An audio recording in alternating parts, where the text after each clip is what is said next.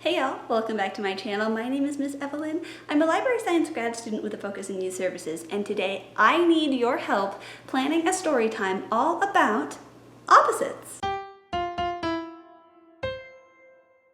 Of course, for any good story time you need some stories, so let's start with the books I have picked out for this one. First, we have Double Take by Susan Hood, illustrated by J. Fleck. Double Take, a new look at opposites. And I like this one because it goes a little bit beyond some of the more basic opposite books that are out there. So of course it starts, do you know opposites? Yes or no? If I say stop, you say go. If I say left, you say right. Some classics. But then it sort of begins to talk about the subjectivity of opposites. Who's near and who's far couldn't be clearer, but I'm gonna have to practice turning these pages. Oh my goodness. Does near become far when far flies in nearer? So the bird, of course, is now much closer to the elephant, which means these two are further away. Similarly, who's strong and who's weak is hardly perplexing. But strong can look weak when a new champ is flexing. So not only are we talking about opposites, but we're also introducing this sort of like idea of relativity as well, which is important if we're trying to grow humans who aren't just seeing things in black and white. Next, we have Contrary Creatures, Unique Animal Opposites by James Weinberg. And this one is illustrated nonfiction. So it has all these fun facts about different pairs of animal opposites. Look closely. Some animals blend into the background, while others want to be seen by all. Some animals live in the hot desert, while others are happy in the cold, etc., etc. Oh, I like this one. Some animals eat plants, and some plants eat animals. And then at the back, it has a guide to all the different contrary creatures with some more like actual facts about them. Like for instance, peacocks refer to male peafowl. Females are called peahens. Peacocks use their bright feathers for courtship and mating rituals. Or Venus flytraps are carnivorous, which means they eat meat. Insects such as ants, flies, and beetles, to be exact. So there's the potential there to, pause and kind of insert the fun fact. So for instance, some animals like to be clean, like these Japanese macaws. They wash their food before they eat it. Do you wash your food before you eat it? That sort of thing. So just lots of potential there for some interaction and some introduction of some new animals. Now, I've talked before about the value of nonfiction books with actual photos, because sometimes if you're introducing a new animal in an illustrated format, the children might think that it only exists in the book. But this book actually does address that. Look around. Some animals exist only in stories and legends, while others are real but seem make-believe. And you have our friend the pangolin. Do you remember when we did the zoo story time, when we read a book about the pangolin? And finally, we have Big Little Hippo by Valeri Gorbachev. Again, this is one that not only talks about opposites, but talks about relativity as well. Because Little Hippo is the youngest and smallest person in his family, and he's smaller than a lot of the animals he encounters throughout the book. But maybe to some animals, Little Hippo might be big. All right, now that we've looked at our books, let's talk about the activities I'm thinking of pairing with them. So we're starting with this figure play called Two Little Blackbirds, and it goes a little bit like this. Two little blackbirds sitting on a hill, one named Jack and the other named Jill. Fly away, Jack, fly away, Jill. Come back, Jack, come back, Jill. So that's the foundation.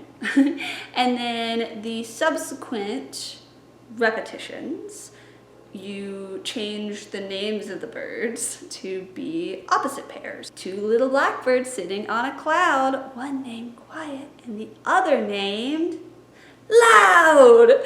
Fly away, Quiet, fly away, Loud. Come back, Quiet, come back, Loud. Or the much trickier Early and Late. Two little blackbirds sitting on a gate, one named Early, hi, and the other named, that's right, Late. Where is Late? One named Early and the other named, and the other named, oh, there you are, the other named Late. Fly away, Early, fly away, Late. Come back, Early, come back, Late. Come back, Late.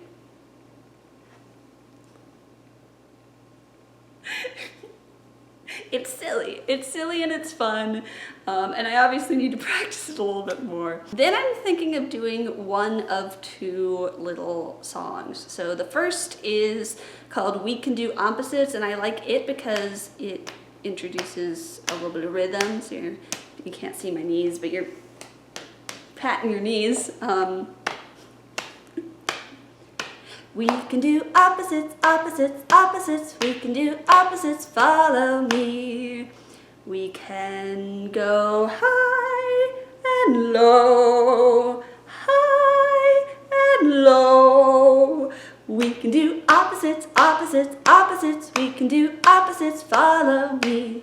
We can run fast or move slow. Move fast or move slow. I'd be standing for this, so I'd also be moving my little feetsies. And the other one is called This Is Big. So this is big, big, big. This is small, small, small. This is short, short, short. And this is tall, tall, tall. This is fast, fast, fast. And this is slow, slow, slow. This is yes, yes, yes. And this is no, no, no. And I like the increasing and decreasing of size because I feel like it goes well with the relativity concept that is in some of the books. So what I need your help with is deciding which one of these songs to use, because I'm a little teensy bit worried this story time is going to be pretty repetitive. It's a lot of the same concepts drilled over and over through the songs and the games and the stories. So my inclination is to just pick one of these.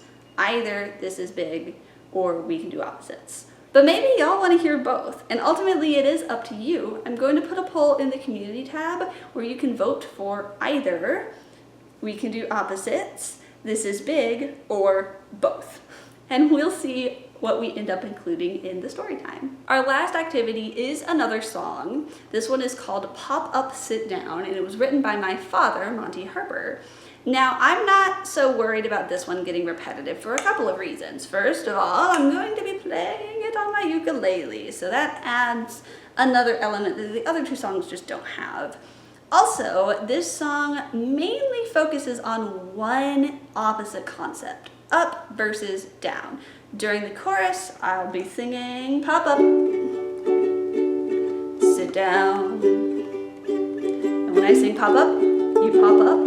And when I sing sit down, you'll sit down. Now when my father plays this song, his audiences are a little bit older than mine, so he adds a game to the chorus where he tries to trick them. So he might sing pop up, sit down, popcorn. Did I say pop up? Why are you standing?